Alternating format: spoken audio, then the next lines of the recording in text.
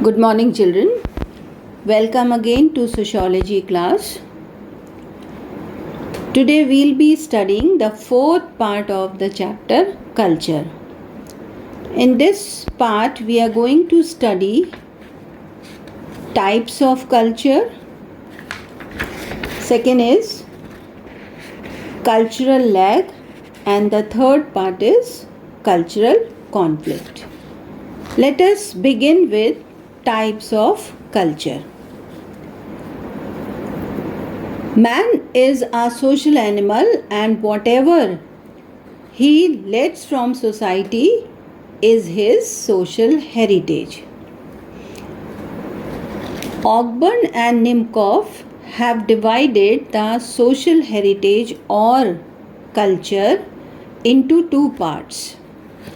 The first is called material culture and second is called non-material culture. What is material culture? It includes technologies, instruments, material goods, consumer goods, household articles, and architecture, modes of production, trade, commerce, welfare, and other social activities. For example, cars, clothes, television, trains, houses, factories, tools are all included in material culture.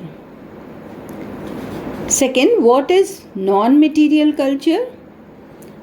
The abstract and man-made part of social heritage or culture is called non-material culture. It includes norms, values, beliefs, myths, legends, literature, ritual, art forms, and intellectual literacy activities. We have already studied about norms, values. So, in other words, non-material culture refers to that part of culture which is abstract and controls, manages, and influences human behavior. It is abstract and it controls and manages, plus it influences, not only controls and manages but also influences human behavior through thoughts and beliefs. Robert Bierstedt considers norms to be the most important. Every culture has some norms. So he thinks that it is the most important part of culture. Norms are not related to thoughts but mannerisms. Hence, those rules and manners of behavior which culture considers its ideal behavior are called norms, and they are the most important part in culture.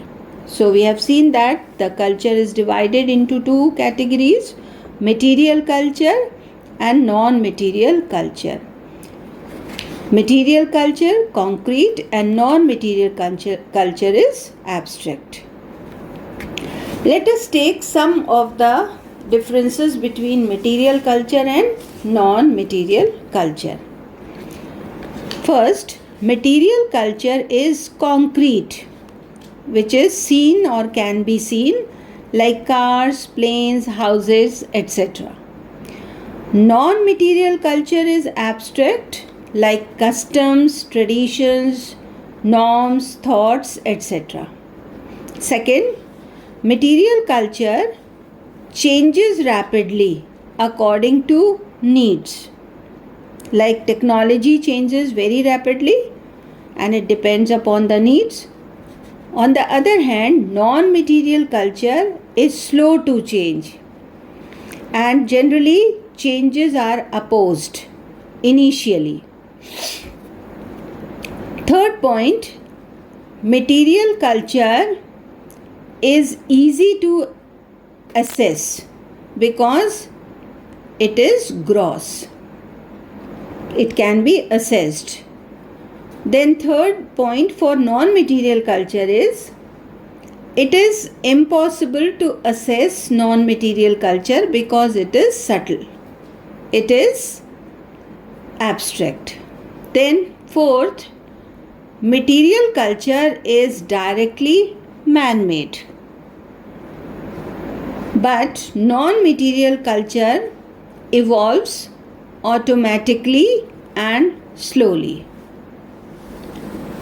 Fifth point, material culture is related to appearances and outer aspects of life.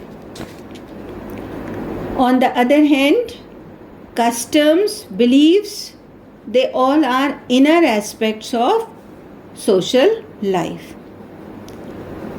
Sixth point, material culture is simple, its effects are visible, while non-material culture is complex and it works invisibly but more effectively. Seventh point, material culture is known as civilization also. Non-material culture is called society also. So these are the points to show the distinction between material and non-material culture. Now our second topic is what is cultural lag.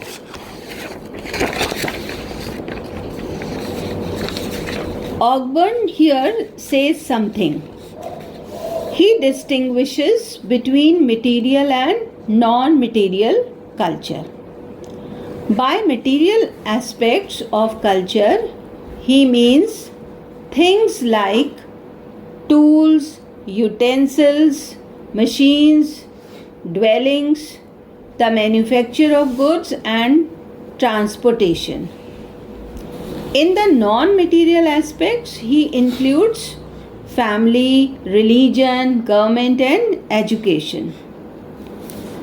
Now, when changes occur in the material aspects, those in turn affects changes or stimulate changes in the non-material aspects.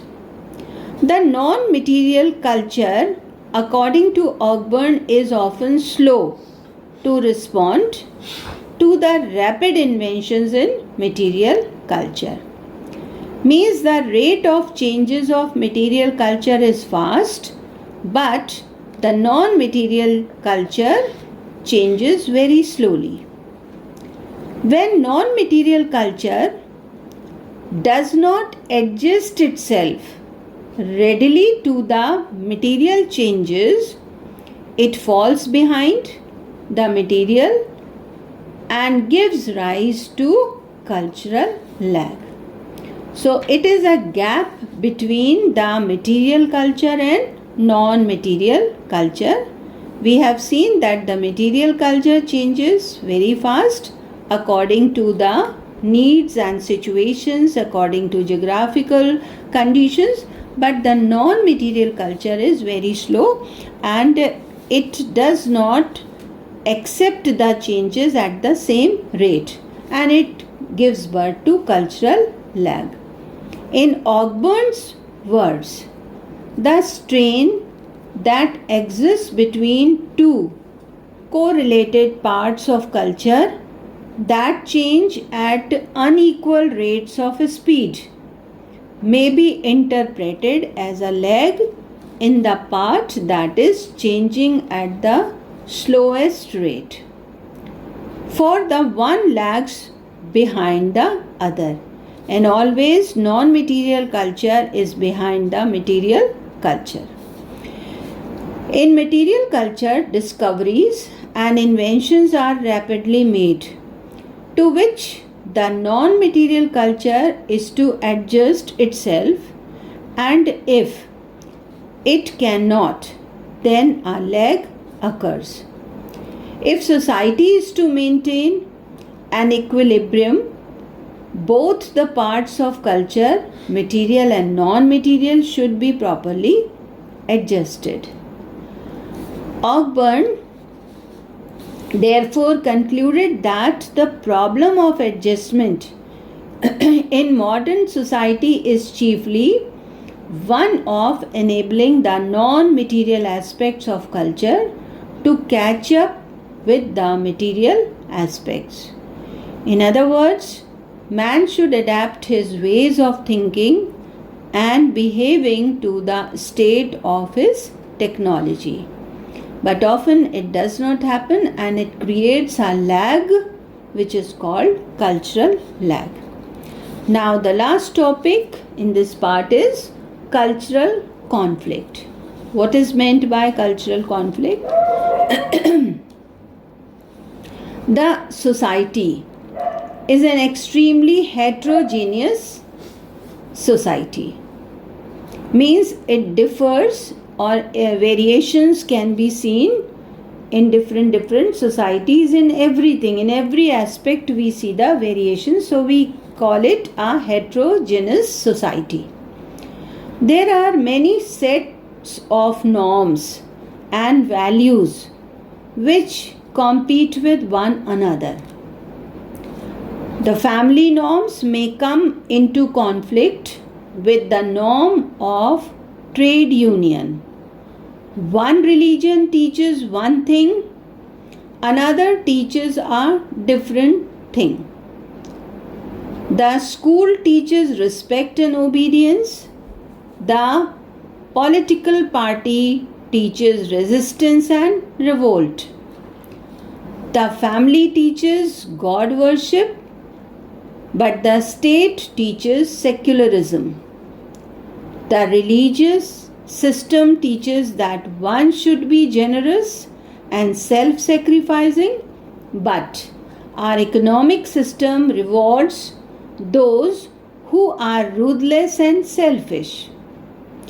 Our formal mores demand chastity, means virginity until marriage, but our films present too much sex. The young people are exposed to obscene literature. Thus, culture conflicts are a unique feature of the modern complex and changing society.